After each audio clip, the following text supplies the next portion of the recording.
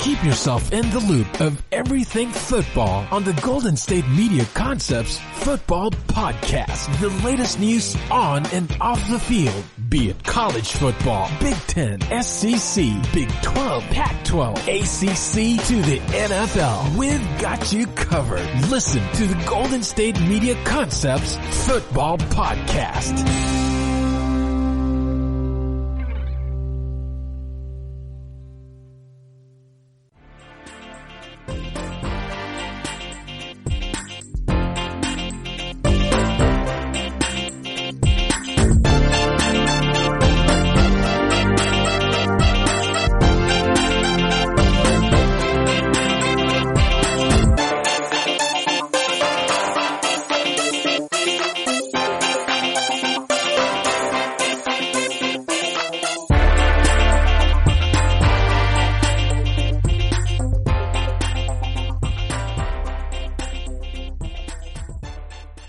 Thank you for tuning in to the GSMC Football Podcast, brought to you by the GSMC Podcast Network. I am your host, Kendrick. Hello, everybody. I hope you're all having a fantastic day. We have a lot to talk about today, but first of all, I want to talk a little bit about this. So, on Netflix, there is a show called Last Chance U. If you haven't heard of it and you're a sports fan, specifically a football fan, I recommend that you go and you watch it.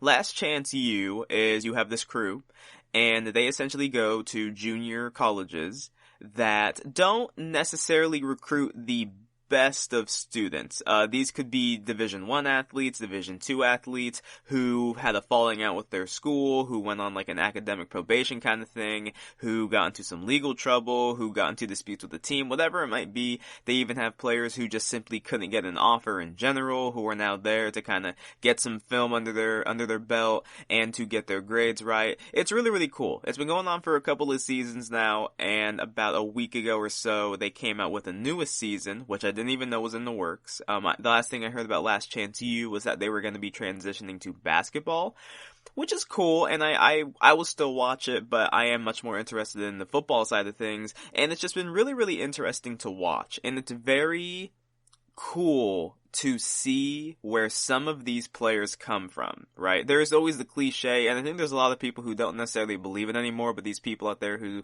say like, oh, you know, these players, they come from really, really tough upbringings, they come from the dirt, some of them come from, you know, basically no family, no dad, no mom, raised by a grandma, whatever it might be, and I think that this show just kind of goes to show that that is the reality for a lot of these players. A lot of these players do not come from the best of backgrounds. Sports is their getaway. And in the newest season, it takes place at Laney College in Oakland. A couple seasons ago, they actually won the title, which was like huge for the school, and they did it with homegrown talent, really, because they don't just get big recruits from it. Because big recruits, you know, they're not trying to go to community colleges. They're not trying to go to junior colleges. They're trying to go to Division I, Division II schools, mainly Division I, though. And I finished the newest season. It's like 6 episodes long, something like that. It's really, really good, and it's just so interesting to see. Of course, at the end, they always show what players are doing, whether they went to a Division I school, Division II school, if they got a scholarship offer, whatever it might be. So it's always really cool to see what players actually do kind of come to make something of themselves, at least after their time at this college. And I think currently in the NFL, there are 5 players in the NFL right now who were on Last Chance U. There's one player that's in the CFL, and there's a player who's in the Arena Football League. So I think you can kind of say from that, like, obviously there's a chance to go to the NFL. Are any of these guys stars? Are any of these guys even starters? I don't think any of them are starters. I think all of them have either been undrafted or late round picks, like 7th, 6th rounders. So I think the main point is that it just shows that through hard work and through determination, if you've got the stuff if you've got the will to compete, if you've got the will to sleep in your car for a bit, if you've got the will to skip a meal every couple of days so you can save money, if you have the will to drive an hour to practice and an hour from practice every single day, whatever it might be, then you have an opportunity to make it in the NFL, at least to get on a roster, at least to get seen by somebody, right? It's not like it's all for nothing. You do have a chance to make something of yourself. And I think that that's something that the show has shown me as somebody who's just a viewer, just a watcher of sports. And I think that anybody out there who has considered going into athletics, going into football or basketball, whatever it might be, I think you can watch a show like this and actually get motivated to try it for yourself and to not just tell yourself immediately that you can't do it. Nonetheless, we've got some stuff to talk about today. Aaron Rodgers and the Packers. Some quotes came out from Aaron Rodgers himself about his time with Green Bay. I got some thoughts about that. Multiple players since my last podcast have been opting out of the NFL, specifically with the Patriots. I want to talk about that. Patrick Mahomes was voted number 4 for the second straight year on the NFL Top 100, and I think it is ridiculous, and I have a few other people on that top 100 list that I have some opinions on where they got ranked in the top 10. And then for my final topic of the day, I'm going to give you guys my top 10 of the NFL's top 100. So I'm going to take the players that were in the top 10, and I'm going to kind of rearrange them into what order it is I think that they should have been placed into. That will be coming later. But anyways, let's go ahead and let's get into Aaron Rodgers and the Packers. So Aaron Rodgers, last week, he did 10 Questions with Kyle Brandt, which is a podcast on The Ringer, really, really good show, and basically he asked Rodgers about how he felt about the Packers trading up to draft Jordan Love and how he thinks that kind of affects his future. And I think Aaron Rodgers said something along the lines of, when he got the word, because apparently he wasn't watching the draft, apparently he got a text saying they traded Jordan Love. They traded up to draft him. And he went and got, I think, what he called 4 fingers of tequila. And he said he just knew it was going to be one of those nights. And that basically, as soon as they drafted him, that he knew that he was not going to retire in Green Bay. It had been his goal to retire in Green Bay. He never saw himself playing anywhere else, but he understands that it is the reality of the business and that he's probably gonna have to play somewhere else. Actually, in the quote he had said, I think that's probably what happens, Rodgers said, of playing elsewhere. Based on just the circumstances around everything, just look at the facts. They traded up, they drafted him. I would say they like him and they want to play him. And the thing is that they're going to play him sooner rather than later. The last quarterback to truly sit out multiple seasons and not see the field was Aaron Rodgers. Other than that, every single rookie quarterback sees the field at some point in time. Even Patrick Mahomes, his rookie year, saw the field in the final game of the season, right? It is just not normal. It's not the norm anymore for these rookie quarterbacks to sit out. And the reason being is because of the way that the salaries are structured, right? These first round draft picks, even if you are the number 1 overall pick like Baker, even though you're getting a good chunk of money, you're not getting paid $30 million a year, $25 million a year, right? No one is getting Sam Bradford's contract ever again when he got drafted. That doesn't happen anymore. So the thing that with these teams now is they look at these rookie deals, especially at quarterback, and they look at it as, okay, we need to make this guy our starter. Hopefully he's good enough to be our starter. We need to now place great talent around him, a good offensive line, good skill position players, a good defense. We need to spend the money where we can and make sure that this guy can succeed. And let's make sure we capitalize on this rookie window. And you think about some of the notable rookie windows that teams did capitalize on.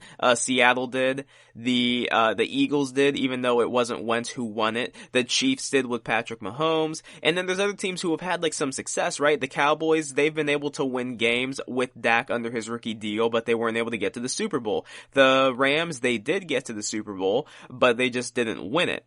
So there are other teams that have managed to kind of make a good amount of the rookie window, but the goal really is to win the Super Bowl. And so you look at Aaron Rodgers, who's one of the highest paid quarterbacks in the NFL, And you look at kind of what they haven't been able to place around him, right? They haven't really gone out and made any splash free agent signings. They did so last year for the defense, but they haven't done anything for the offense. And I think a big thing is just simply they don't have the funds to do so. I think the only receiver they're really paying is Devontae Adams. Other than that, they're not necessarily paying anybody else, but this is just the reality of the situation. The higher your quarterback is paid, the less pieces you're going to be able to put around them. And so with them drafting Jordan Love at the bottom of the first round, right? What was it? Pick number 24, something like that. He is the first draft pick who was a 24, who I think was just in the 20s in general, to get a fully guaranteed deal. That right there shows you how much they like him.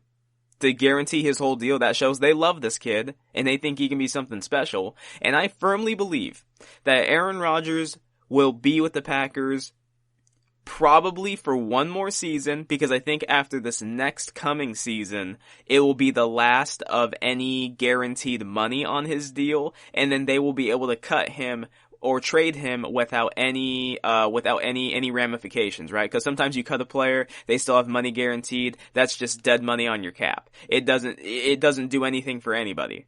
So I think that Aaron Rodgers technically has this year and next year of guaranteed money, but after that, they can cut him no problem. And even this next season, they could still move on from the guy. They could decide, you know what, we're gonna eat the money, and we're just gonna get him out of here because Jordan Love is ready to play.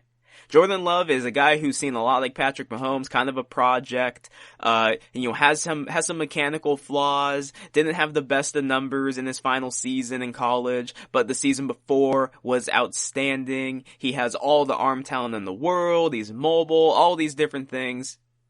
And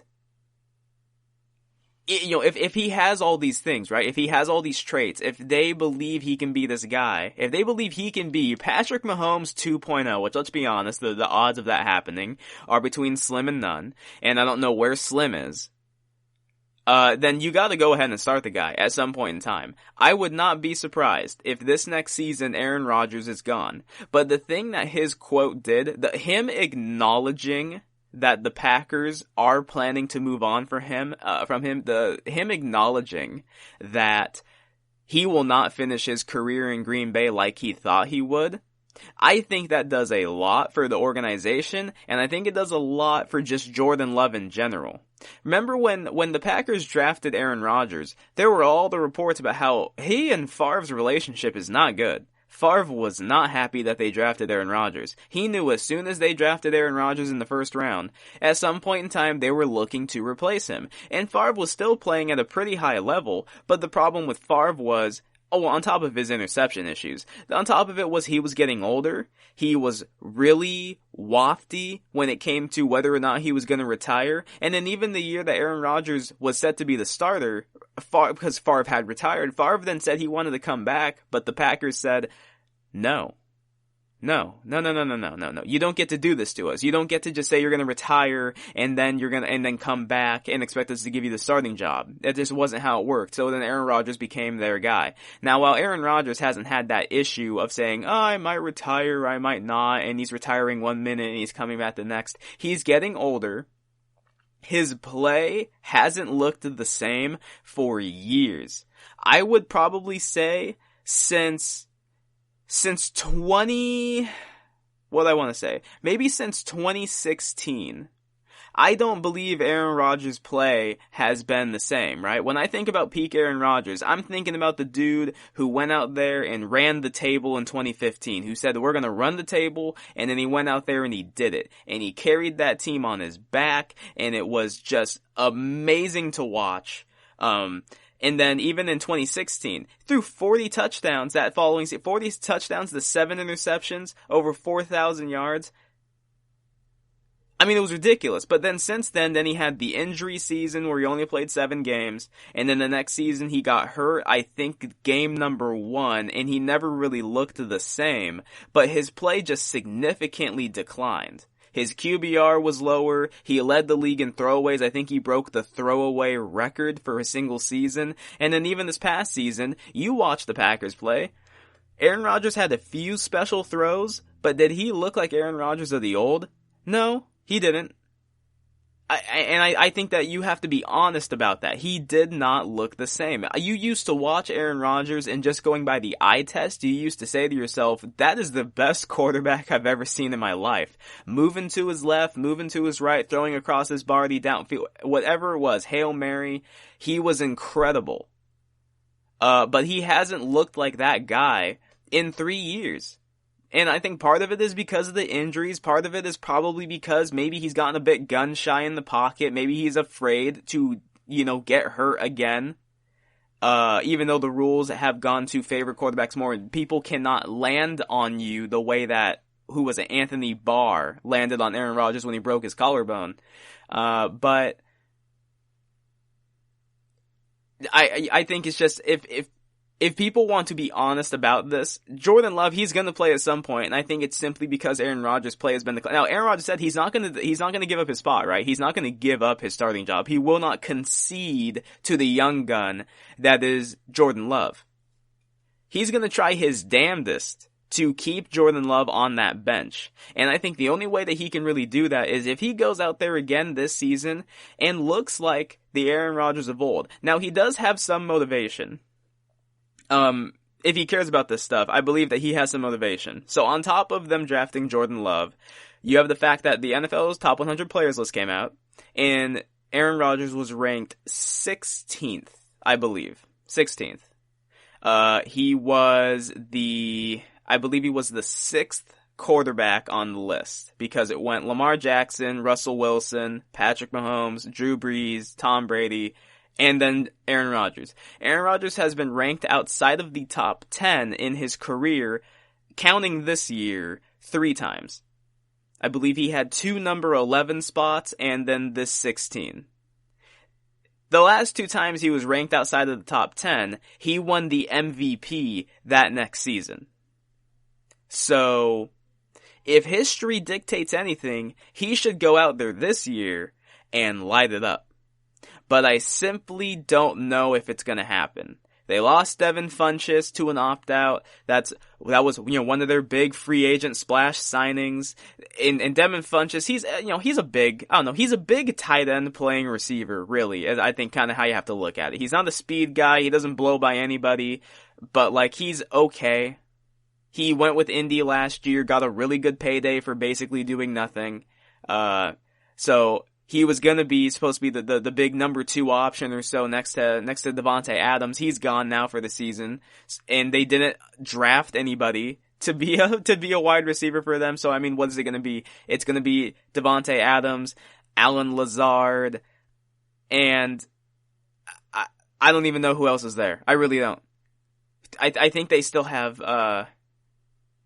yeah, God, I honestly don't know. I mean, obviously they still have their running back. They have their running back trio, I guess, at this point, with Williams and Jones and the kid that they drafted in college. But they've stacked the deck against Aaron Rodgers. They have kind of based this team around the run game and to take the ball out of Aaron Rodgers' hands. So, will he get a chance to necessarily put up those gaudy numbers? Well, he's done it with less talent before. I guess it's kind of how you put it. He has had not so great talent before. But as a quarterback gets older, you don't surround them with less talent. As they get older and as their skills diminish, you give them better players. You start drafting younger studs. You actually use your first round picks on skill position pieces. Now again, I think I said this when they had drafted, about when they drafted Jordan Love. I didn't have a problem with them drafting Jordan Love. I understand why they did it. Rodgers is older, his play has been declining, his health has been declining, right? Because he had the one season where he missed a bunch of it with a broken collarbone. The next season he got hurt early in the season, and then he was never quite right, even though he played all the games and started all the games. And then this last season, obviously he was able to avoid injury, but they really did take the ball out of his hands, and they asked him to be more of a game manager. Again, if we're going to be honest about his play.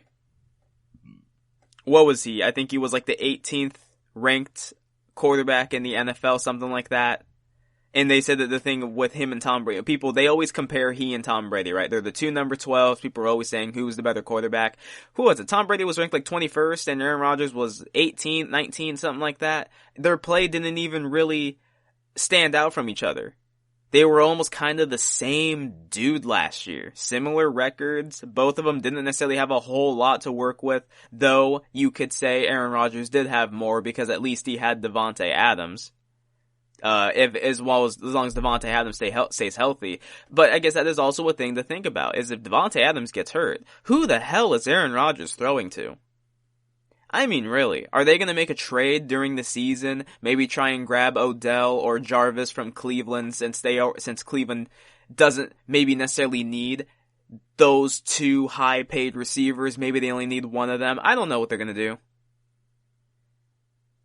I just think they have kind of stacked the deck against Aaron Rodgers here. And they could almost kind of be pushing him out the door.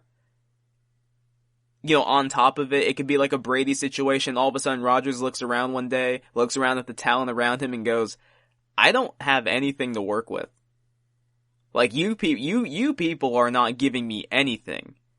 You remember, the Packers not too long ago, they didn't participate in free agency. They literally boycotted free agency, and they said, no, we're gonna draft players here, and we're gonna build them up. That's how we do things. Yeah, okay. Two of their best players last year were Preston Smith and Zadarius Smith, both free agent signings. Both of them made the NFL's top 100 list. Yeah, go ahead and keep drafting players to try and bring them up. Like I said about the Jamal Adams trade, I would rather have a known commodity and know what they are rather than a draft pick. Screw the draft pick. Because you never know if they're going to pan out. I would much rather have the known commodity. So I think it's going to be interesting to see. I did like what Aaron Rodgers said, and I think it was a really big sigh of relief to a young kid like Jordan Love, who probably thought it was really awkward how he and Aaron Rodgers would end up probably interacting throughout the season, right? If he had a question for Aaron Rodgers, was Rodgers really going to answer? Was he going to help him? Was he going to actually show him anything? Or was he kind of going to do the Favre treatment and not necessarily show him anything? Kind of leave it up to him to figure it out? Or would he have to go to somebody else to ask questions? I think that this right here shows Rodgers is smart. And he's always been a smart guy, right? He's always been more of a thinker. He's always said kind of how he feels. Maybe to the detriment of some people and their opinion of him because of what he has said, but nonetheless, he's always been a thinker. So I think, Rodgers, he's made it a lot easier for Jordan Love. He's made it a lot easier for the Packers. And I would not be surprised if after this season, they move on from Aaron Rodgers. And again, I don't quite know his contract situation. As far as I am concerned, I believe he has this and next season of guaranteed money. I would not be surprised still if they moved on from him even with one more year of guaranteed money on his deal. But I do like what he said. Aaron Rodgers is a grown-up. He's handling this situation way better than Brett Favre. And I think part of it is not only because he's a smart man just end of himself, but I think it's also because he was in this situation himself.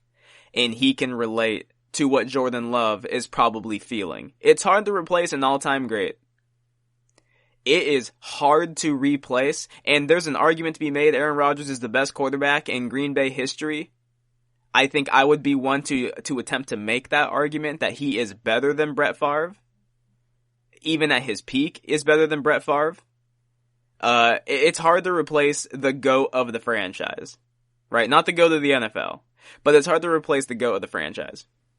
So, but before we get into the next topic and everything and take a short break, there was an article on this site called NFLanalysis.net. And they did 6 potential landing spots for Aaron Rodgers once his time with the Packers is over. And they said the Bears, the Raiders, the Cowboys, the Steelers, the Patriots, and the Saints could all be possible landing spots. And I think the reason is kind of self-explanatory as to why it is that these teams could possibly look at a guy like Aaron Rodgers once he's done. But obviously, after this season, what would he be, 37? 38? I think so. I mean, he'd be on the wrong side of 30. His play is already declining. I think a lot of it's going to depend on what happens this season. If he looks like the Aaron Rodgers of old, the Packers might want to keep him for an extra year. But then, I don't know, would the Bears want to take a shot at like 39-year-old Aaron Rodgers? Would the Raiders want to take that shot? I don't know if he'd work with the Bears necessarily. I don't know if he'd want to go to the Bears and stay in the same division as the Packers, and I think that would also be contingent on where the Packers would want to trade him. Out of these 6 spots where I could see them being willing to trade him, if anything, would be like the Raiders, the Steelers, because I think they'd also want to get him out of the NFC. You know, the Patriots, when they traded Jimmy Garoppolo, they got him out of their conference. They traded him to the NFC. I don't think the Packers would want to deal with possibly facing Aaron Rodgers twice a year or every single year. I think they'd rather send him to the AFC. So I could see them possibly trading him to the Steelers. I could see them trading him to like the Patriots. I don't know if he'd want to go to the Raiders. I think he might veto that trade and say, no, I don't want to work with John Gruden. But a place like the Steelers, a place like the Patriots, I could see that happening. But again, I think it's all going to depend on when he gets when the Packers are done with him. Again, if he plays great this next season, they might want to go ahead and keep him for an extra year, let Jordan Love sit again, and then they'll move on in the 3rd year or so. But I don't know. Anyways, coming up next, multiple players have been opting out for the Patriots and all over the league. I want to talk about what that means for the Patriots, how I think it's going to affect them this season. That up next. Are you looking for help for your fantasy football team? Check out the GSMC Fantasy Football Podcast. Get today's best advice on who to start, who to sit, even who you should draft. From sleeper picks to red hot lineups, they got it all covered for you. That's GSMCpodcast.com/fantasy-football-podcast. We'll cover traditional leagues, dynasty, PPR, even IDP leagues. When you need fantasy help, there's just one show to hit up. Don't forget to like them on Facebook and follow them on Twitter. Visit GSMCpodcast.com for more info.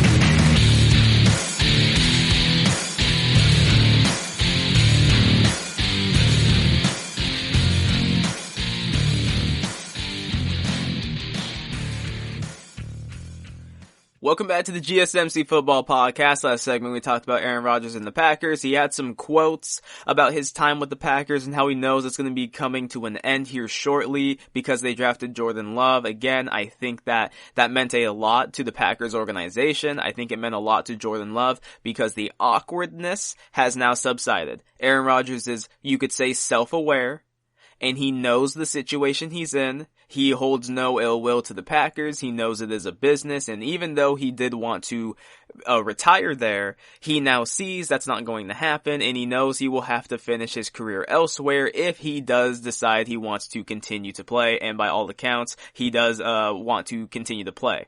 Anyways, so in my last podcast, I talked a bit about the NFL opt-outs, right? There's multiple players, multiple notable NFL players who have been opting out of this season. The list has only grown since then. To name some of the players who have decided to opt out, CJ Mosley of the Jets decided to opt out. I think that the Jets really regret signing CJ Mosley. They gave him a huge contract because he became a free agent, and they signed him last season. I think they got maybe a game and a half out of him, and then they didn't get him for the whole rest of the season, and he's gonna miss this whole next season. They have literally gotten nothing out of CJ Mosley. I think that is one of the busts of a free agent signing, and he's a really, really good player. It's not that CJ Mosley can't play, it's just simply they haven't gotten to use him. The Bears, Eddie Goldman, who is a great defensive tackle. He has opted out for health reasons. Bills D-tackle Star Latulier has opted out. Chiefs offensive lineman Laurent Duvernay-Tardif and running back Damian Williams has opted out. The Giants left tackle Nate Solder's opted out. Packers wide receiver Devin Funchess opted out, as I mentioned earlier. And Vikings D-tackle Michael Pierce opted out, who is one of the best D-tackles in the league. They signed him this offseason. So those are some of the more notable opt-outs. But no team has been hit harder than the Patriots. You would almost think it was like a coordinated attack on the Patriots with the amount of players who have opted out for them. They have had 7 players on their team opt out this season. And to name the players who have opted out, you have Marquise Lee, who's a wide receiver, Dante Hightower, who's a star middle linebacker for them, Patrick Chung, one of their starting safeties, Marcus Cannon, their starting right tackle, their special teamer, Brandon Bolden, who has been a great special teamer for them, their fullback, Danny Vitale, and a offensive lineman on the practice squad, Najee Torin, have all opted out of this coming season. And that is, let us not forget, right? It's not like the Patriots still have Tom Brady. It's not like they still have Gronk. It's not like they have stayed together this season. They lost Tom Brady. They lost Gronk. They lost Kyle Van Noy. They lost Jamie Collins. They lost multiple players this offseason. They were very nonchalant in free agency. They didn't make really any big splashes. Their splash, if anything, was Marquise Lee. They didn't really draft anybody of note. Their team in general really took a hit this offseason. And of course they signed Cam and people were really excited. Oh my God, they signed Cam Newton. This is great. We're going to be competitive. We're not just cashing it in on this season. We don't need to watch Jarrett Stidham. We're going to watch a former MVP in Cam Newton. We're going to be able to run an offense that we've never run before because he has a skill set that Tom Brady never even dreamed about having, because Tom Brady can't run a 40 in under 5 seconds. No. He runs a forever. This is outstanding. And then all these opt-outs started happening, and now people are really looking at this Patriots team and they're wondering, what on earth are they going to get out of this? And that was a big fear, right? Obviously, the NFL and the NFLPA, up until a couple weeks ago, were still at odds about what they were going to do about COVID testing, right? The NFLPA, they wanted daily COVID testing, and the NFL wasn't really about it. Probably because it would just cost more. I don't know why they weren't about it, but I'm assuming it had to do with money. And the NFLPA basically said, look, if you want us to play, give us COVID testing, right? The NBA's got it. The NBA, they tested over 300 players at the bubble. None of them tested positive. The NBA bubble is working. Now, obviously in baseball at the moment, kind of starting with the Marlins, there's a bit of a concern about COVID because the MLB does not have a bubble. I saw this report, and I don't know if it's true or not. I think it's kind of a rumor, but that some players of the Marlins went to a club, and if that is true, then, dude, it's that thing about just being responsible, right? This is not a normal season. This is not your average season where you can just go to the club and maybe the worst thing you risk is a hangover the following day. No. At this point, it's COVID. And this could be a life or death issue. And I understand the statistics that these younger people, especially these athletes, aren't the ones who are prone to die from it. They're prone to get it, to suffer from it the least. But it's about who you can then give it to. But the Patriots losing 7 players, it makes me really think about their season. They have the toughest schedule in the league. Bill Belichick recently, last week, he talked about Cam, and he said that, Cam is not getting anything handed to him. He needs to compete. He needs to win the starting job over Jarrett Stidham. And do I believe he can do it? Yes, I do. I believe as long as Cam is healthy, and his shoulder's right, his foot's right, everything is right with him, I believe that he can still win a starting job. And I especially believe he can win the starting job over Jarrett Stidham, or Stid, as Bill Belichick was calling him. But I look at their team, I look at all the holes on their roster, and now, I mean, really, you look at them and you say, all right, where are the positions in which they are actually, like, solid at? And I think there's very few positions you can say that they're solid at. I think you could say running back, because they still got James White, Sony Michel. I don't know what's going to happen with him, but they also drafted a running back last year, and he didn't really get any play time. But I think you could say their running back stable is solid. I've always liked James White. I like his ability to run and catch the football. Again, I always prefer a running back who can do both. But I think you could say running back, Cam Newton, if he is the starter, I think they are solid at quarterback. And then their secondary, because even though Patrick Chung opted out, they still got the McCourty twins, they still got Gilmore, and they've still got some other good, underrated corners. Jackson, he was a great corner for them last year. Like, their secondary is still going to be solid. It's everywhere else, though, that's a problem. Their pass rush has always been makeshift. And I think last year they were a big blitzing team as well when it came to getting pressure on the quarterback. But their pass rush is makeshift. Their linebacking core is probably one of the worst in the league, if not the worst in the league. Their offensive line does get is returning some players from last year. They franchise tagged their guard, Joe Tooney. I think they get their center back after he was dealing with some ailments last season. I forgot what it is that he had, but he had missed the season. But of course, they're losing Marcus Cannon. They do get their young tackle back that they drafted a couple seasons ago from injury, so you could say they have that to look forward to. But other than that, this team has holes all over the place. Dante Scarnecchia, who's one of the greatest offensive line coaches of all time. You maybe say the GOAT of offensive line coaches. He has officially retired and apparently plans to stay retired. There is no talking him back out of it. So, I said a couple weeks ago that the Patriots, it was between the Patriots and the Bills to win this division. I think at this point in time, everyone should be on the Bills wagon, right? I think Patriot fans, I think Jet fans, I think Dolphins fans should all be on the Bills wagon to win this division. Everyone should just concede the Bills should win it, right? If Josh Allen is really the 87th best player in the NFL, he should have no problem winning a division with a Jets team that is in turmoil.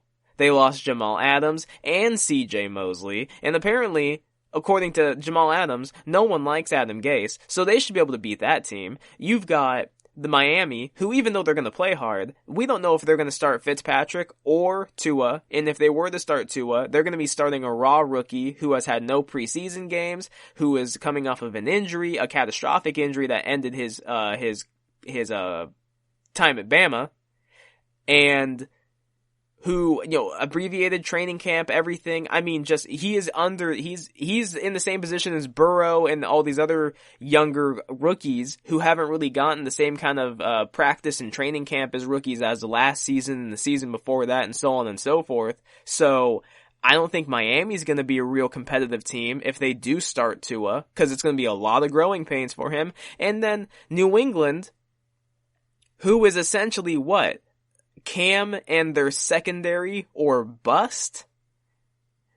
The Bills are still gonna have a good run game. They've got a solid young offensive line. It's not the best in the league, but it's okay. It's average. They've got Stephon Diggs now to couple with Cole Beasley and who's the other receiver? John Brown. That's a pretty good trio of wide receivers. Now the problem is just, can Josh Allen actually complete at least 60% of his passes instead of the 58 or whatever he's at for his career? And then their defense is still good. It's a bit older, but the defense is still good. I think that this should be the Bills' division to win.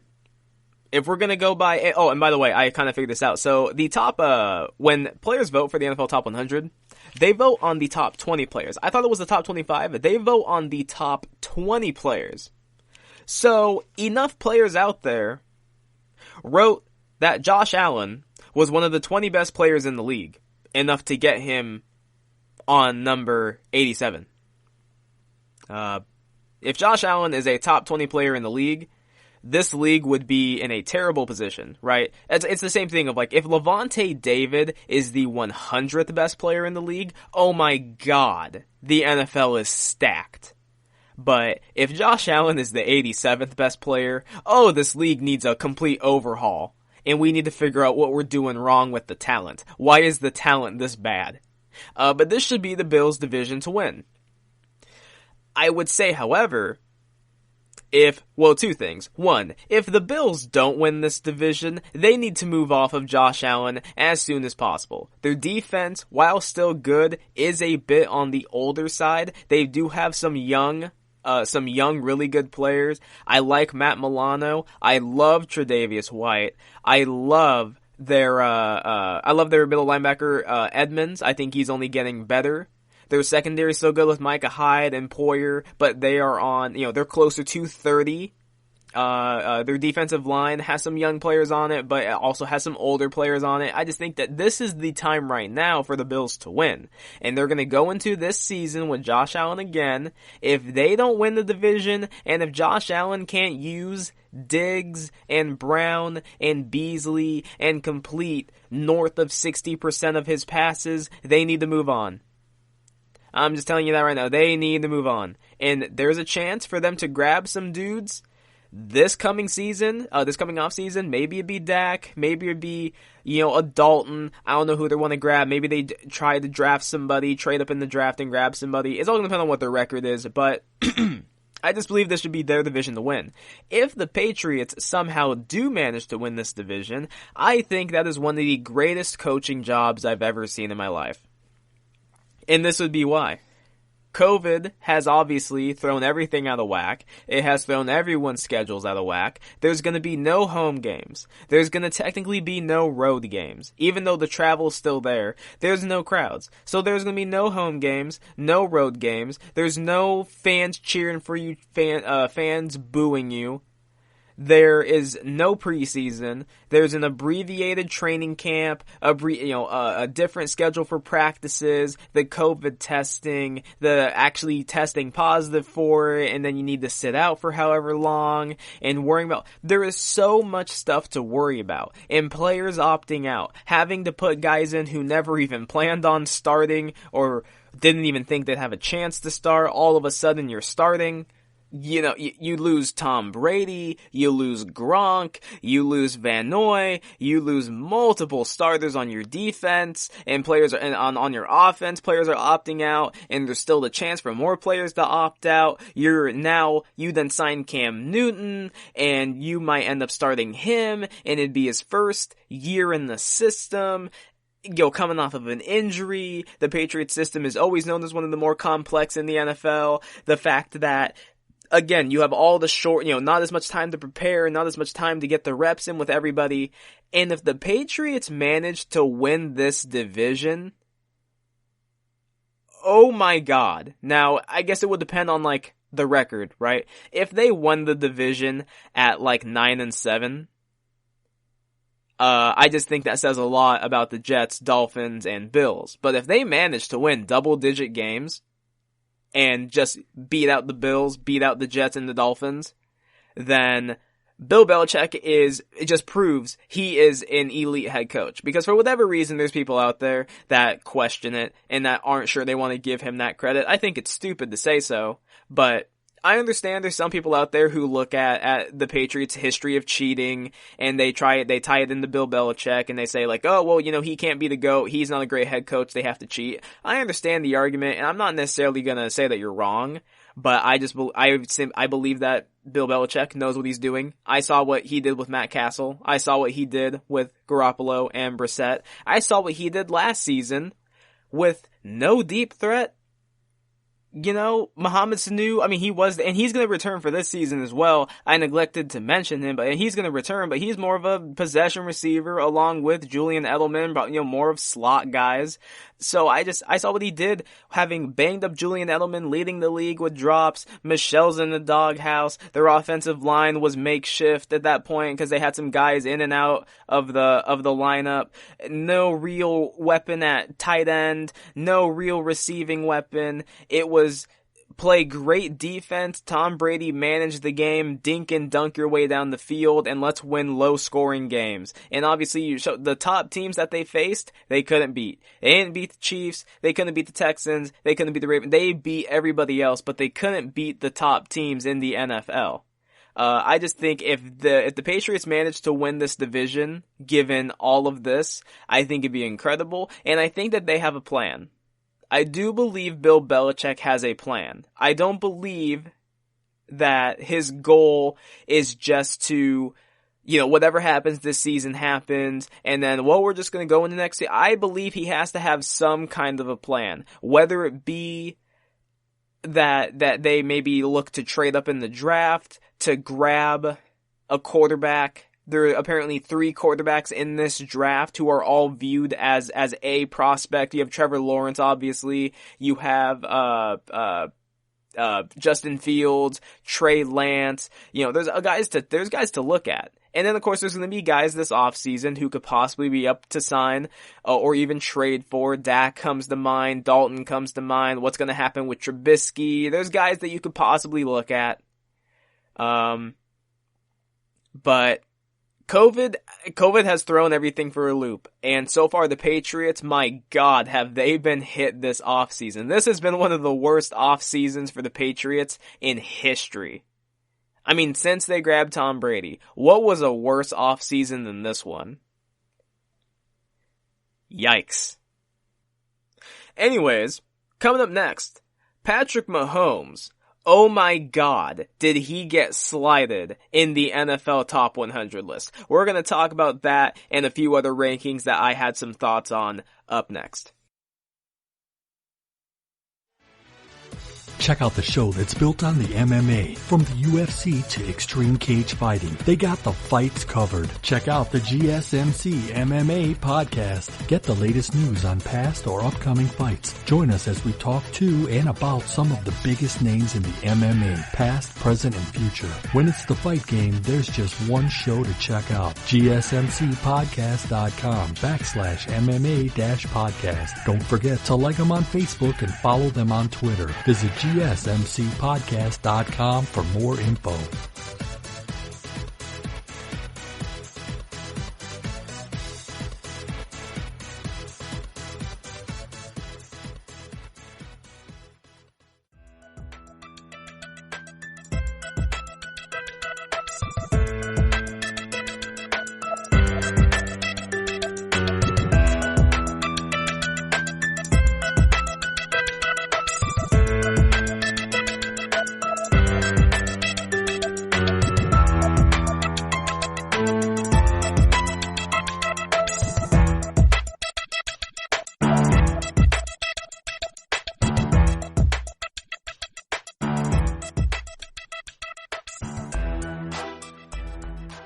Welcome back to the GSMC Football Podcast. Last segment we talked about the Patriots and their multitude of players that have been opting out. Basically what I think it means for their seasons, how I think that they're going to go about moving forward, and overall who I think should be winning that division. But nonetheless, let's get into some Patrick Mahomes and the NFL Top 100 in general. So, as I stated in my last podcast, the NFL Top 100 is a list that comes out every single year. It's voted on by the players, and essentially, they have players come in. I don't know if it's every player in the NFL, but they get multiple players to come in, and they vote on their top 20 NFL players. And I think how they do it is they take then the number that they were put at, you basically just start adding them all up, and I'm assuming it's whoever has the lowest number is the number 1 player in the league, and whoever has the highest number, obviously you're going to keep going up and up and up until you get to the 100 spot, and then at that point they cut it off.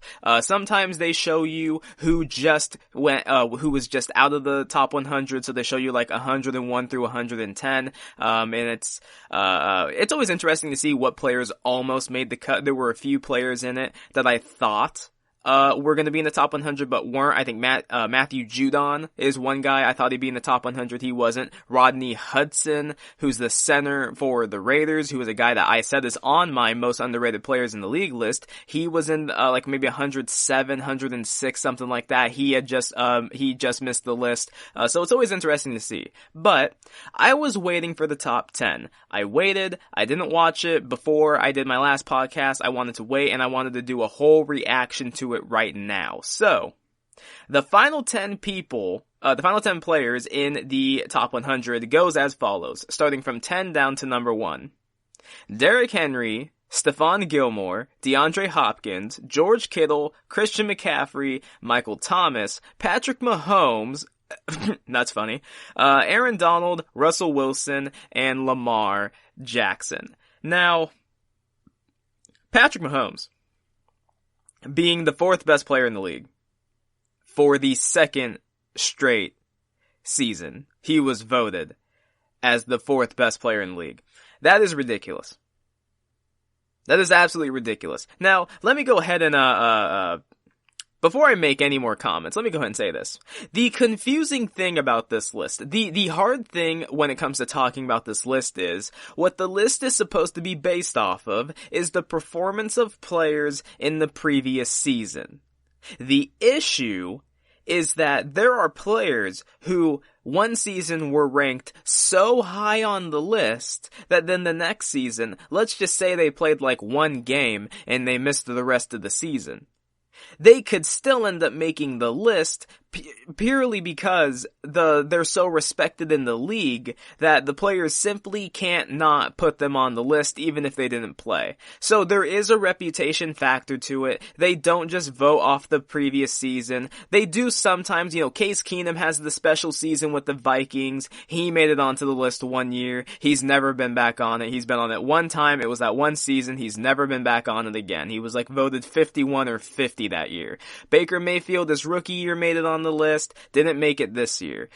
You look at, Tim Tebow, he made it onto the list one time, never made it on again. So you do have those players who are judged based off of their one season, but then you have other players who are judged based on their whole career, how excellent they've been, and even if their last season wasn't really that great, they still make it onto the list. There's those who think that J.J. Watt shouldn't have been on the list this year. There's those who think Larry Fitzgerald shouldn't have been on the list this year. There's those who say Josh Allen should not have been on the list at all until he learns how to complete 60% of his passes. Those who believe Levante Davis should have been higher. Devontae Adams should have been higher. Keenan Allen should have been higher. Some players should have been lower. It just all depends, right? It is all subjective. So that's the difficult thing about breaking down this list, is because what it's supposed to be about isn't all what it is. It isn't how the players specifically vote. They do tie in different factors.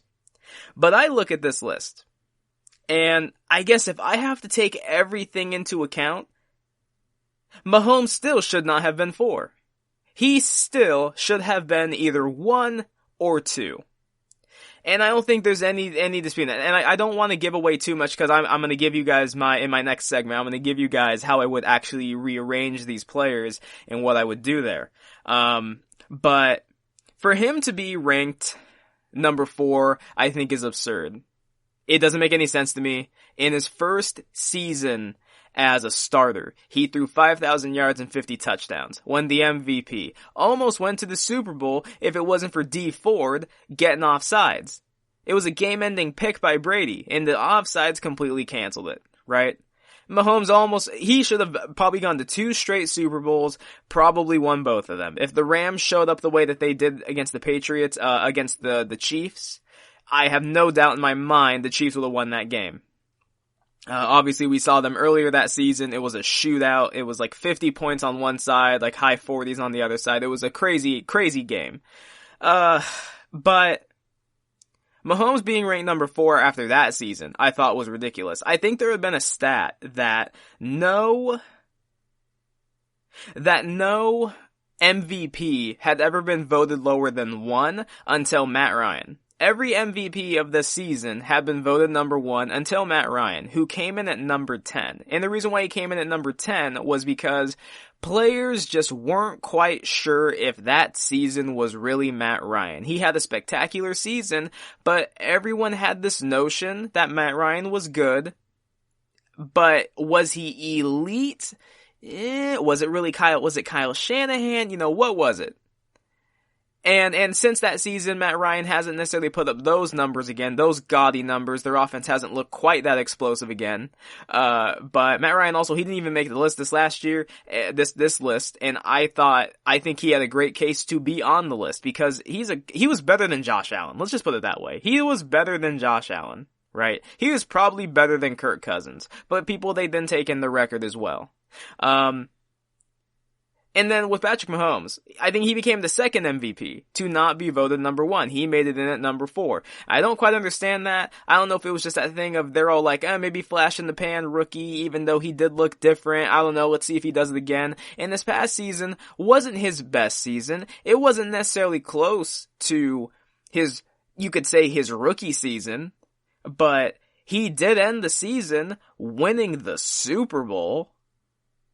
Apparently, I think it is that they did these ballots, like, at the end of the regular season, so they didn't necessarily have time to look at the playoffs, so I guess they judged all the players strictly off their regular season, and that's when it kind of comes into, you have that conversation about the MVP and other awards. Should it be based off the regular season, or should they actually take into account what happens in the playoffs? Because I don't know how many people would have voted for Lamar Jackson to be the MVP if they saw his performance against the Titans, right? I don't know how many people would have voted against putting Mahomes as the number 1 player if they, after they saw his comeback win over the Texans and the Titans and then San Fran in the Super Bowl. Common sense, to me, just dictates that Patrick Mahomes is either number 1 or number 2. On top of that, though, I look at who got voted number 2, and it was Russell Wilson. That's his highest ranking ever. Russell Wilson had never made it into the top 10 in his career. I think the closest he had ever made it was number 11. And they showed his ranking since he's been in the league. Russell Wilson has never missed the top 100. I think his lowest ranking of his career was like 51, and that was his rookie year. But since then, he's climbed the list. He's dropped at some points this last season. What was it? He fell from 11 to 25? You can't tell me 24 players in the NFL that are better than Russell Wilson. That is just absurd. But this season, Russell Wilson got placed at number 2. And I love that. I absolutely love that. I love the fact that Russell Wilson is finally getting some of the shine that he deserves. I have seen that there are some former NFL players, or who may have just retired, or who retired maybe a few years ago, who talk about players and the voting on this list and everything, and they'll tell you that it's not like these players necessarily have in their head a list of guys in any particular order as to who is the best and who is the worst. That's just not exactly how the players think, right? They don't have the time to vote like that. And I can get behind that. These players, they have far more on their mind throughout the season rather than who is the best player and who is the second best and who is the 15th to the 20th. But if you're thinking of who the best player in the NFL is, and the first name let's just go with quarterbacks, right? Not even the best player. Let's just go with quarterbacks. If you're thinking of who the best quarterback in the NFL is, and the first name that comes to your mind isn't Patrick Mahomes or Russell Wilson, you're doing it wrong. I already don't really want to listen to your opinion of quarterbacks, because obviously, if you're thinking about anybody else at this point, you're either hanging on to history or you're caught in the prisoner of the moment. To think that Lamar Jackson is the best player in the NFL is to be caught in the prisoner of the moment. Lamar Jackson is 0-2 in playoff games. His playoff performances have not been good. You can maybe say it's the coaching, the play calling, whatever it might be. All I know is Lamar Jackson looks significantly worse in the playoffs his first 2 games than he has in the regular season. To say that Aaron Rodgers is the best quarterback in the NFL is to hang on to his history, because he has not been the best quarterback the last few years. To say Tom Brady is the best is to hang on to his history, to hang on to the 6 rings, because Tom Brady at this point of his career is not the best quarterback, and he wasn't even voted into the top 10. Drew Brees hanging on to history, while Drew Brees is still performing at a high level. This is his last season. He was voted, I think, number 12, so he was the 4th ranked quarterback in the NFL, which probably sounds about right. I think if I was to do like a ranking of my top quarterbacks in the league, I did one list like that, but I did the top 10 quarterbacks I would take moving forward, so I excluded the older guys. If I was to do a top 10 quarterbacks in the league right now, I might put Drew Brees as my 4th best quarterback, but probably not. I think I probably have Deshaun in that spot, most likely. I think Deshaun was in the 20s as well. Either in the 20s or in the later teens. I don't exactly remember off the top of my head. But it is telling to see this list and to see the guys who get excluded off of it and to see the guys who do get put on it, right? I think, and I could potentially do this list as well. I probably won't, but like, I look at some of the guys who I think have been absolute snubs off this list. How was Anthony Harris, one of the safeties for the Vikings, who was graded as the best safety in the NFL this past season, and who was a top 5 safety last season? How was he not? How was he not in the top 100 in general? He wasn't even in the top 101 to 110. This past season, he was the best safety in the league. The season before that, he was a top 5 safety, and he didn't even make the list. Marcus Williams of the Saints.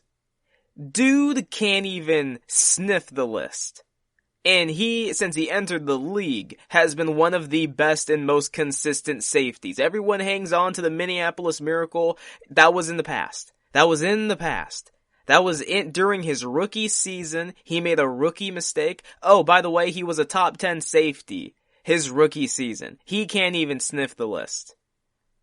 The fact that Demario Davis, who was an All-Pro, was voted in like the 60s. The fact that Carson Wentz couldn't even get on the list, when I firmly believe that he's better than Dak Prescott. I believe he's better than Kirk Cousins, and while health is a big part of it, I talked a lot about that when it came to Keenan Allen, though health is a big part of it. You just watch Carson Wentz. Watch what he did last year. Look at what he had to work with. Sure, the team was 9-7, and the NFC East clearly wasn't a good division. The Cowboys, all they had to do was win one more game, and it didn't matter what the Eagles would do. But they lost out, and they let the Eagles, back up into the playoffs, and then of course, Carson Wentz got hurt there.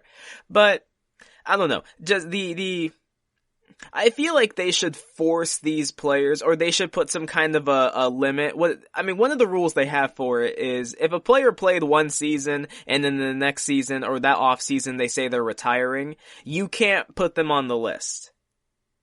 Because they completely exclude those. So like Luke Kuechly couldn't be on this list because he retired. Right? Andrew Luck the year prior, he couldn't be on the list. Because he also retired, this past offseason. I believe. Yes. Yeah, this past offseason, he retired. I don't know exactly what kind of limits I would put on the list, but I just think it's ridiculous to have Mahomes back-to-back years be number 4. I think it's ridiculous that it took this long for Russell Wilson to finally actually get the recognition he deserves as either the first or second best quarterback in the NFL. I don't quite understand how it is that Lamar, his very first appearance on the NFL Top 100, how does he vault all the way to 1? If we're gonna penalize Matt Ryan and put him at 10 the year he won the MVP and took his team to the Super Bowl, should have won the Super Bowl, obviously, if it wasn't for the choke job. But if we're gonna do all that, if we're gonna hold a player to that standard and the players are gonna say, well, I don't know if that's really him, are we sure that this is gonna be Lamar Jackson long term? Are we sure he's going to continue? No, don't get me wrong. I think this next season is going to look a lot like last season. I think he's going to be running through defenses. I don't know if he's going to be stopped. I really don't. I think that he is insane and his speed is crazy. And that might be what the players are looking at. But just to humor me here, what if he doesn't look the same? Are we sure this past season is what Lamar is going to look like year in and year out? Are we just going to continue to put him at number one because he continues to make defenses look stupid while he doesn't show up in the playoffs? I just want to know how we're going to do this. This list to me lost all credibility as soon as Josh Allen got placed at 87. As soon as I saw that, as soon as Kyler Murray was 90 and they put Josh Allen above him, I had a problem. I didn't even necessarily think Kyler Murray should have been a top 10 player. I thought Kyler, not top 10. I didn't think even Kyler Murray was a top 100 player. I would have put Matt Ryan on this list before these two. And I like Kyler. And I'm sort of okay with Josh Allen. I like his running ability. I like his fight. I don't like his accuracy. I love his arm. His arm is great. It has the strongest arm in the NFL next to Mahomes. Probably even stronger than Mahomes. Dude has no accuracy. Stephon Diggs, I hope you enjoy Josh Allen. You had a problem with Kirk Cousins throwing you the ball, or I guess not throwing you the ball. Well, I hope you enjoy being overthrown by like 10 yards by Josh Allen. The list was wild, I guess to put it that way. To kind of sum it up, this list was crazy. There were those I agreed with being on the list. I enjoyed seeing certain players move up on the list and gain more respect. There were some other players where I had a real big problem with where they got ranked. I just think it's really funny how this list in some situations is fluid, whereas like a player one season has an outstanding year, the next season they don't, and they don't make the list. Whereas some other guys continue to be excellent and they just don't seem to make the Anthony Harris, 2 straight seasons of being one of the best safeties, can't make the list. Marcus Williams, 3 straight seasons of very consistent play. Dude can't make it on the list. I think it's strange. It's really strange to me to see how these players value each other, right? Kirk Cousins was a significantly better quarterback last season than Brady and Rodgers, and he was miles behind them when it came to his ranking and theirs. I think Kirk was in the 50s or 60s, while Rodgers and Brady were top 20. I don't know. I don't quite get it. But anyways, coming up next, my final segment of the day, I'm going to take the top 10 in the NFL Top 100, and I'm going to rearrange it to my liking. And I'm going to give you guys the real top 10 of the NFL's top 100 list. That coming up next. Stay tuned. Final segment of the day. Check out the show built around the women of MMA. From the UFC to the extreme cage fighting, we got the fights covered. Listen. It's the Golden State Media Concepts Women's MMA Podcast. The latest news of upcoming fights, discussions of previous matches. Join us as we talk to and about the biggest names in women's mixed martial arts. Past, present, and future. When it's the women's fight game, you know where to listen to. The Golden State Media Concepts Women's MMA Podcast.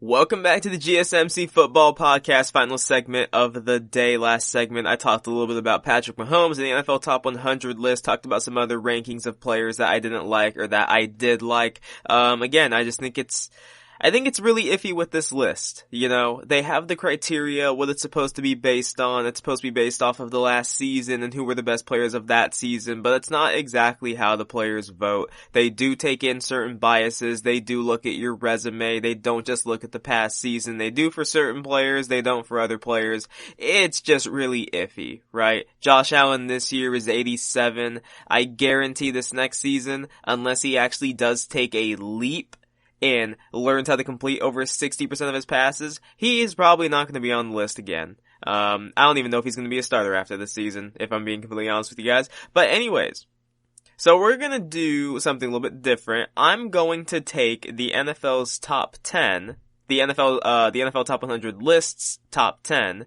and I'm going to rearrange them into how I would order them. And we're going to start at 1, and we're going to go to 10. So 1 obviously being who I believe is the best player in the NFL. And we're going to go down to 10. And I'm not going to do this based off of this last season. I'm just not going to do it that way, because it's not even how the players do it. Why would I do it based off of the last season if the players themselves don't even necessarily hold themselves to that standard, right? It doesn't make any sense. So, let's go ahead and let's start at number 1. Number 1, I have Patrick Mahomes. For, I believe, obvious reasons. Again, this guy, in his second season, but in his first year as a starter, he threw 5,000 yards and 50 touchdowns. There's only one other quarterback who's ever done that in their career, and it's Peyton Manning.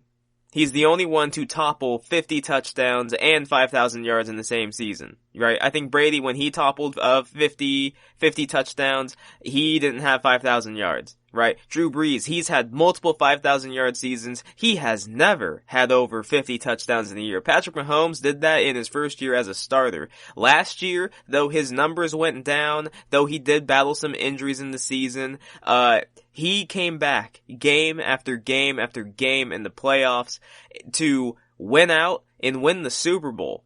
And he did this on his rookie deal. He's 24 years old. He just signed the biggest contract in sports history. He is incredible. So many teams passed up on him. I know that the Bears and Bears fans everywhere cry whenever they see Patrick Mahomes play because they could have had him, but they took Mitch Trubisky. Patrick Mahomes is the best football player in the league. Period. There's only one other player in my mind who can really combat him for that spot, and I will get to him in a second. But when it comes to big time throws, his QBR, how Pro Football Focus looks at him, he wins. His record at home is basically the same on the road. He just doesn't lose. It doesn't matter. Throwing off of any platform, his back foot, his arm angles, no look passes across his body, running to his left or to his right. You watch the guy. I don't even necessarily need to go to his stats. You just watch him play. When you watch Patrick Mahomes play, it's like watching prime Aaron Rodgers. Just the throws he makes, you never feel like the Chiefs are out of a game. Whether you're down 10, down 15, down 24 points, are you really gonna bet against Mahomes that he can't come back? Because I'm not. I saw what he did to the Texans. In his video, in his top 100 video, there's that really amped up section of it where they're showing, he's on the sideline, he's yelling at all of his guys saying, do something special. They're already counting us out. Do something special. Do your jobs, do something special. And then it's touchdown, touchdown, touchdown, touchdown, touchdown. And all of a sudden, a game that was at one point 24-0, the Texans had a win probability of 93.4%, I believe. And the Chiefs came back to win it 51-31. That is crazy. Patrick Mahomes is the best football player in the NFL. He is not the fourth best. He most certainly shouldn't have been the fourth best player back-to-back years. That is ridiculous. But nonetheless, let's go and get into number 2. The only player that I think can combat him for the number 1 spot, Russell Wilson. I loved Russell Wilson's ranking. I was just happy he was top 2. I was almost certain that he was gonna get slighted and get put at like 8 or something. I was so happy to see he got number 2, but then of course when I saw who got number 1, I was like, well, yeah, okay, this is still rigged. This is just still stupid. Russell Wilson, it doesn't matter He has never had a receiver like a Julio Jones or DeAndre Hopkins, and that is no slight against Baldwin and Lockett and Metcalf, who now just came onto the scene. Lockett, I think, is great, but Russell Wilson has been dealing with a system and a head coach that is very stubborn to change. They do not upgrade with the times. Their offensive line has been terrible, basically since they traded away Max Unger for Jimmy Graham, and that was one of the worst trades in my mind in NFL history. That just, oh my god, it didn't work out for really, it worked out great for the Saints, did not work out great for the Seahawks. Russell Wilson has won the second most games since he entered the league, only behind Tom Brady. He has never had a losing season. He's only won less than 10 games one time in his career, and it was when they went 9-7 in a very, very infuriating season. Of his 8 years, he's only missed the playoffs one time. His playoff record, I believe, is like 9-7, 9-6, something like that. It's still pretty good. I don't like the fact that they're basically set to win and lose a playoff game every single year. I'd rather they be able to win, but, you know, I think that comes back to Pete Carroll. Russell Wilson has done what he's been doing in a archaic offense. There was a player on the NFL Top 100 who said, Seattle runs a very vanilla scheme, so whatever play it is that Russell Wilson makes, he's making the most of that play. That is not what you want to hear. But then you look and see what Russell Wilson does. You look at his statistics. You look at how much he wins, his efficiency. I think he has the second highest passer rating in NFL history. He's already a first ballot Hall of Famer. Russell Wilson could retire right now and he is a first ballot Hall of Famer. Yes, he's undersized, but he's one of the greatest athletes I've seen in the NFL. His ability to run, to scramble, to make guys miss, the throws he can make. That throw to Lockett he made in the back of the end zone against the Rams. Not many other quarterbacks are making that throw. Russell Wilson, his highest ranking ever on the list before this year had been 11. He now just finally cracked the top 10. And I think that given the way that the list actually panned out, I think he should have been voted number 1, but I'm okay with number 2. I'm just glad that Russell Wilson is finally getting some of the respect that he actually deserves. At number 3, I have Aaron Donald. Look, when it comes to non-quarterbacks, Aaron Donald is the best player in the league. He leads defenders in pressures since he entered the league, and he's a D-tackle. That's just something that didn't used to happen, but he's a freak of nature. The Rams also finally started to line him up outside, which is just scary. Now there's tackles out there who are like, oh crap, now I have to deal with Aaron Donald as a defensive end. Oh no. Oh dear God. There's a reason why the Rams didn't have a problem paying Aaron Donald. Because he's a freak of nature. And players will bring up that some people, you underplay him because of his size. You look at him and think, oh, he's a bit shorter, he's a bit of a stockier guy, but offensive linemen will tell you that is exactly why he's so hard to block. Combined with his size, his technique, his raw power, he's a built guy. His workouts are ridiculous. He does workouts with knives to perfect his handwork. Aaron Donald is amazing. What was he? Back-to-back Defensive Player of the Year. Of course, he didn't win it this past year. That went to Gilmore. I think there's always an argument to say that Aaron Donald is the Defensive Player of the Year because he gets double blocked the most. He gets triple blocked the most. Teams always know where he is, and even then sometimes it doesn't matter. He will still wreck your game plan. Aaron Donald is amazing. I knew he was going to be top 10 again. I knew he'd probably be top 5 again. He dropped from number 1 to number 3 as a D tackle. His peers clearly still know what's up with him. Aaron Donald is simply amazing. 6 years in the league, 72 sacks. He's in the top amongst pressures and quarterback hits as a defensive tackle. I think he's like the highest graded defensive lineman since he entered the league. Multiple time first team All-Pro, Pro Bowler. Aaron Donald is amazing, and he doesn't get hurt either. So the Rams really got a bang for their buck, and he's going to be a terror in the NFC West as long as he's playing. I believe Aaron Donald is going to remain to be a terror. At number 4, I have Stephon Gilmore. When he first went to New England, I honestly thought it might not work. I thought he was a solid corner in Buffalo, but he was kind of spotty, so Buffalo was willing to let him go. But then when Bill Belichick gave him like the highest paid contract when it came to a cornerback, I thought to myself, okay, I wonder what Bill sees in him. And the first few games, it didn't look that great, but since they basically told him, alright, you're just gonna take that guy and take him man to man, Stephon Gilmore's been incredible. He was outstanding for the Patriots last season. The Patriots for the first, 9-10 games of the season were on pace to be one of the most historic defenses in the league, in part because of Stephon Gilmore. He shuts down half the field no matter what. Not many receivers are able to have good games against him. He was among the leaders in takeaways. He was among the leaders in passer rating allowed. It doesn't matter if you're a speed guy or whatever. Stephon Gilmore, he knows how to put his hands on you. He has makeup speed. He knows how to bait the quarterbacks into bad throws. And the Bills, they made a mistake letting him go. I mean, they do have Tre'Davious White now, and they've got some other good corners, and so there's that they can look up to. But losing Stephon Gilmore clearly was a huge blow. Whether it was they just didn't use him properly, or maybe Stephon Gilmore just went to Bill Belichick, went to that scheme, learned something a bit different. Maybe there's some help in the scheme over there. I don't know what it is, but what is it? Stephon Gilmore, he's I think the only other defensive back to ever be ranked in the top 10, when it came to the NFL Top 100 was Darrelle Revis.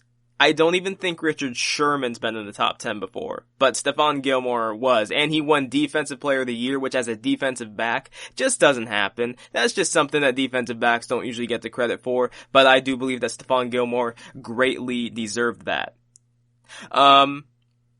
At number 5, I have Michael Thomas. Michael Thomas, I did a whole spiel on him when I did my top wide receivers. Michael Thomas is simply fantastic. Since he's entered the league, he's been dominant. He's the reason the Saints traded away Brandon Cooks, and obviously we've seen kind of what's been going on with Brandon Cooks. Dude can't stay healthy, really should probably retire because of all the concussions he's been having. But on the side note, Michael Thomas catches everything that comes to him, has one of the lowest drop rates, has the highest catch rate in the NFL between he and Drew Brees. He broke the catch record last year. Even though he's slower and he's a bigger body, you'd think that it'd be easier to cover him, but his route running is supreme. He's up there with Keenan Allen, Devontae Adams, other guys who aren't really burners, but their footwork is incredible. People can say all they want, oh, Michael Thomas only runs slants, he only runs slants. He gets it done. I don't care what he's running, it's working. And the Saints win, and he is just simply incredible. Every game, it seems like, what did he have? I think they said he had 100 yards every game, or 100 yards and 9 catches, for the first 8 or 9 games last year, 10 games, whatever it was. I mean, it was ridiculous what he was doing to defenses. He's another guy where the defense always knows where is 13. I believe his number is 13.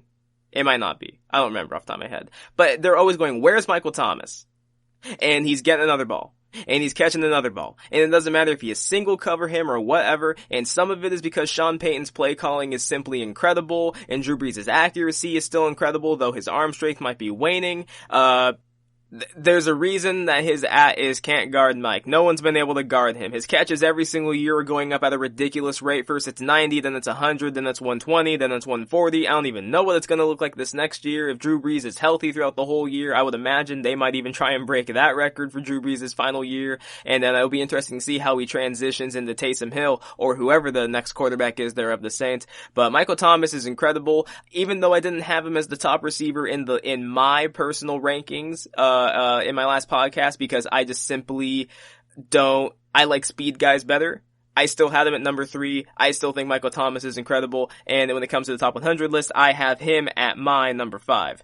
At number 6, I have DeAndre Hopkins. And the reason why I have Hopkins, I kind of listed it all again in my receiver list.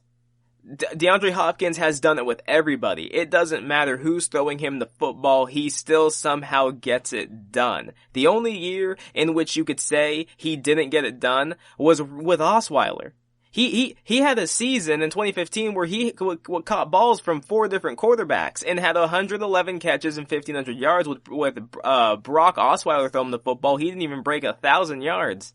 I mean, that's how bad it was. And I actually don't think he made the top 100 list that year. I think that he actually was left off of it after that season. So again, goes to show you how fickle the NFL top 100 players list can be, and then when it chooses not to be. But nonetheless, Hopkins he had a season with over 100 catches, no drops. He has some of the most sure hands in the league, one of the best catch rates. He's now going to be catching balls from Kyler Murray. I'm excited to see what that looks like. Even this last season, he was dominant with the Texans and Deshaun Watson. I have no clue why they traded him. I know that they want to re-sign Deshaun Watson, but why would you get rid of probably his best friend on the team?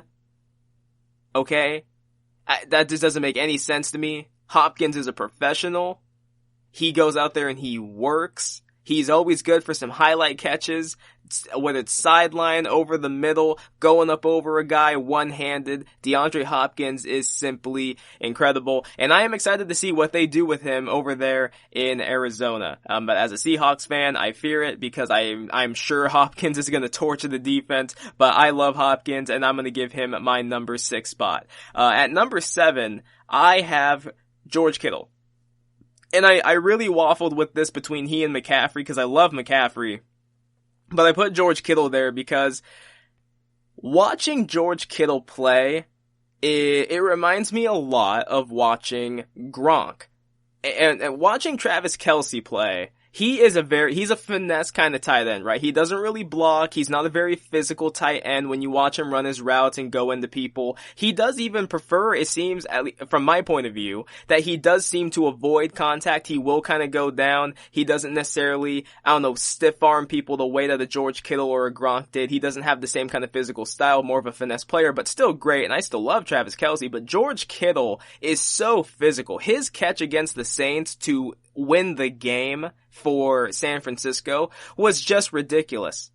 I mean, he ran through the defense, was getting face masked, everything, was going through like 3 Saints players, and they couldn't bring him down until it was already too late. Kittle blocks. He's probably the best blocking tight end in the NFL. The last thing I heard about he in San Francisco is that, while San Francisco values him and they want to make him the highest paid tight end, he looks at himself as more than just a tight end, so apparently there's a bit of a squabble there when it comes to how much money they're actually going to be paying him. I think they need to pay George Kittle whatever it is that he wants. In my opinion, he's either 1A or 1B for tight ends in the league.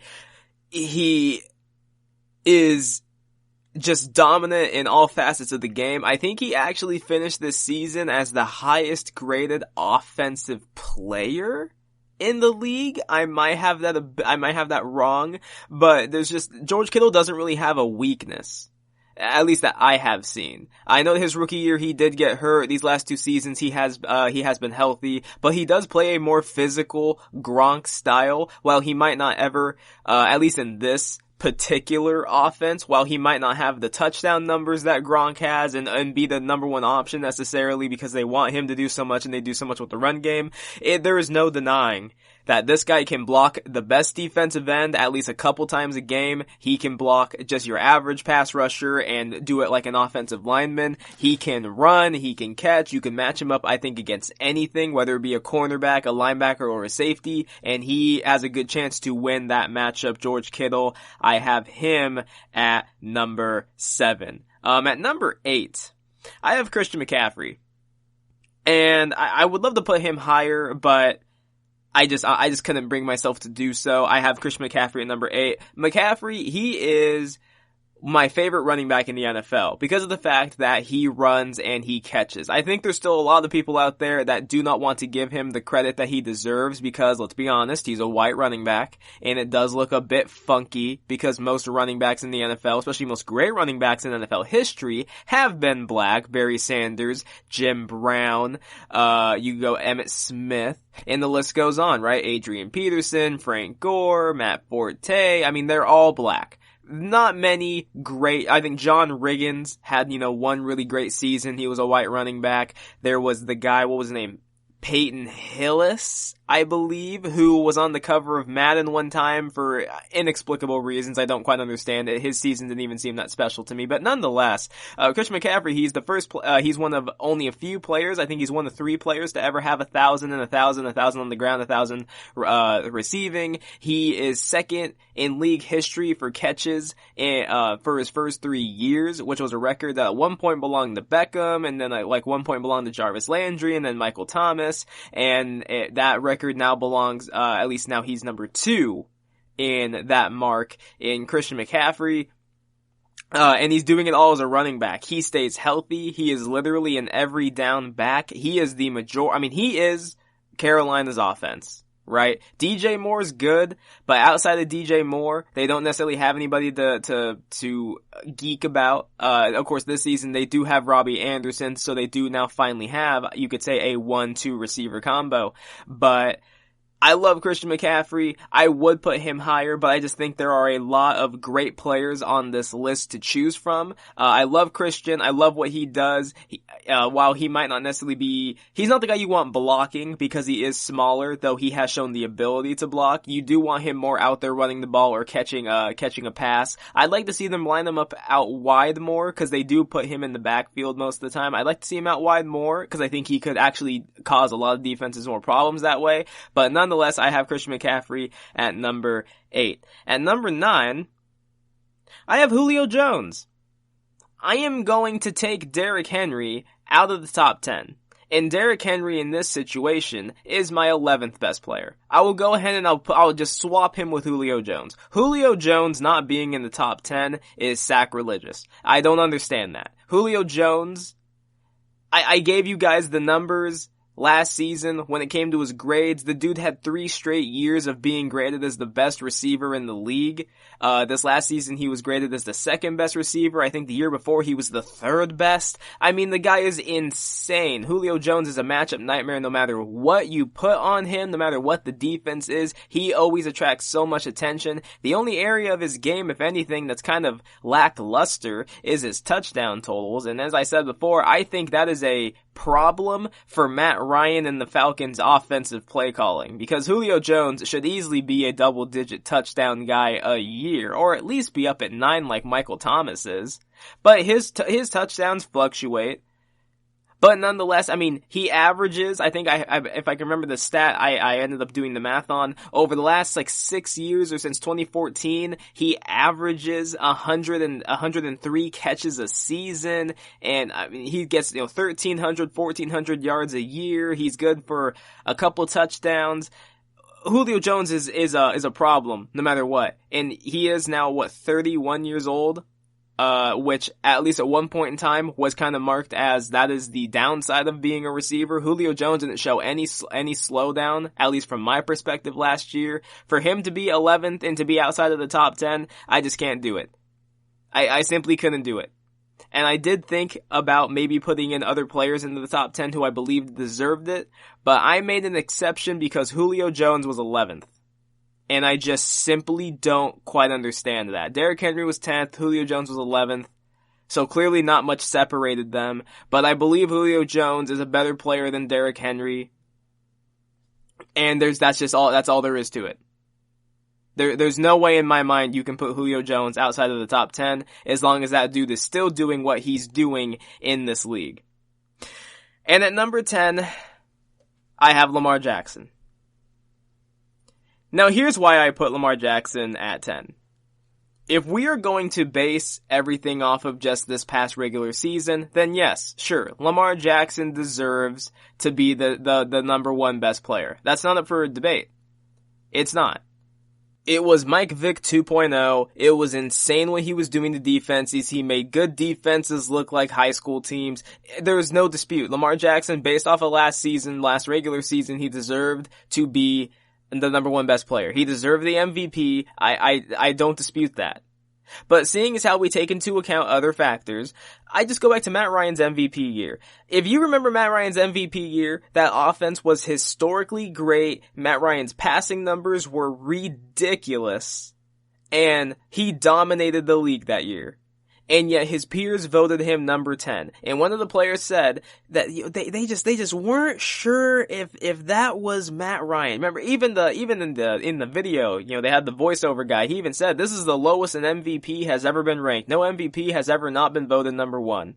And they said the reason why it is, one of the players said they just weren't sure that was Matt Ryan. Are we sure this is Lamar Jackson? Are we sure his season is going to look like this every single year? I personally don't. I don't think anyone can say for sure that his season's gonna look this dominant every single year, that his turnovers are gonna be this low every single year, that his touchdown pass numbers are gonna be that high every single year. I don't think we can say that. And for him to debut at number 1, and to be ahead of guys like Mahomes and Russell Wilson and Aaron Donald, these other guys who have consistently shown dominance throughout their career, I just can't get behind it. I'm gonna hold Lamar Jackson to the standard that they held Matt Ryan. And I'm gonna go ahead and put Lamar Jackson at number 10. Because I also take the playoffs matter, and in 2 playoff games, he hasn't looked good. He lost to the Chargers, a team he beat in the regular season, and then he lost to the Titans when they were overwhelming favorites, and I don't think anyone saw the Titans doing what they were doing, but Lamar Jackson did not look good that game. He looked erratic. He looked unsure of himself, and I didn't like it. I want to see Lamar Jackson win the playoff game. I just want to see that first. Again, based off of the regular season, yes, Lamar Jackson deserved to be the number 1 player, but if we're going to take into account everything else, I can't get behind it. I can't get behind putting him at number 1, and I just think the other players, if we're going to just base it off the dominance of these players, Patrick Mahomes threw 5,000 yards in his first season and 50 touchdowns and was voted number 4.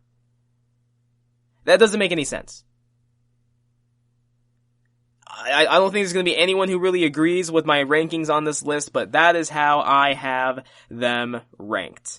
So retell my list from number 1 to number 10. I have Mahomes, Wilson, Donald, Gilmore, Thomas, Hopkins, Kittle, McCaffrey, Julio Jones. I'm taking Derrick Henry out. He can be 11. And Lamar Jackson, number 10. Yeah. I like making these lists. I really do. And it's really interesting to try and make these as well. To go through the thought process, have these conversations with yourselves. I had a lot. I discussed with myself this list a lot. And I was good through about 6 spaces, but then after that, I really started to get iffy with it. And I'm sorry, I'm just gonna hold Lamar Jackson to the standard that the players held Matt Ryan to. Anyways, thank you for listening to the GSMC Football Podcast, brought to you by the GSMC Podcast Network. I would like to ask that you please remember to subscribe to the show and write a really nice review. That really helps us out. Also, if you can, please follow us on Facebook, Twitter, and Instagram. Thank you. Do not crucify me for my list.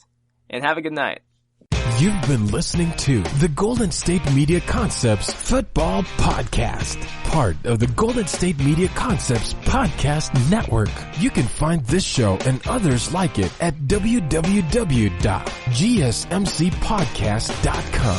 Download our podcast on iTunes, Stitcher, SoundCloud, and Google Play. Just type in GSMC to find all the shows from the Golden State Media Concepts Podcast Network, from movies to music, from sports to entertainment, and even weird news. You can also follow us on Twitter and on Facebook. Thank you, and we hope you have enjoyed today's program.